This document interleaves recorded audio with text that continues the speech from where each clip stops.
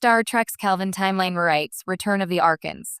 The Kelvin timeline has never been afraid to reinvent classic Star Trek stories. Since its introduction in 2009, the alternate reality has embraced familiar characters while giving them fresh challenges and modern stakes. If there is one episode from Star Trek, the original series that deserves this treatment, it is The Return of the Archons. The original episode introduced viewers to Beta 3, a planet whose people lived under the absolute rule of Landru, a mysterious leader who demanded total obedience.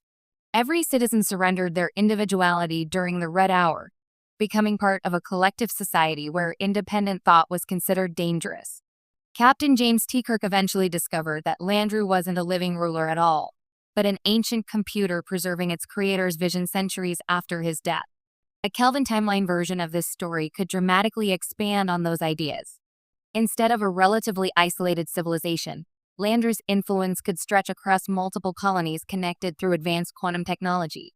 The alternate universe's faster pacing and blockbuster style would transform the quiet philosophical mystery into a galaxy-spanning crisis, forcing Kirk and the USS Enterprise crew to confront an artificial intelligence capable of assimilating entire worlds.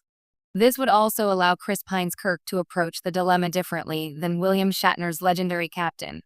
While both versions value freedom above all else, the Kelvin Kirk often relies on instinct and emotion before logic. His conflict with Landru could become deeply personal, challenging whether individuality is worth preserving when order appears to eliminate war, poverty, and suffering. Spock would have an equally compelling role. Zachary Quinto's version frequently wrestles with balancing Vulcan logic and human emotion. Facing Landru's perfectly ordered society would force Spock to question whether pure logic without compassion inevitably becomes tyranny. That internal struggle could become one of the film's emotional centerpieces. Modern visual effects would also elevate the eerie atmosphere of Beta 3. Imagine towering holographic projections of Landru dominating futuristic cityscapes while citizens instantly transform into emotionless followers through nanotechnology rather than simple indoctrination. The result would feel both terrifying and believable in today's science fiction landscape. More importantly, the story's themes remain surprisingly relevant.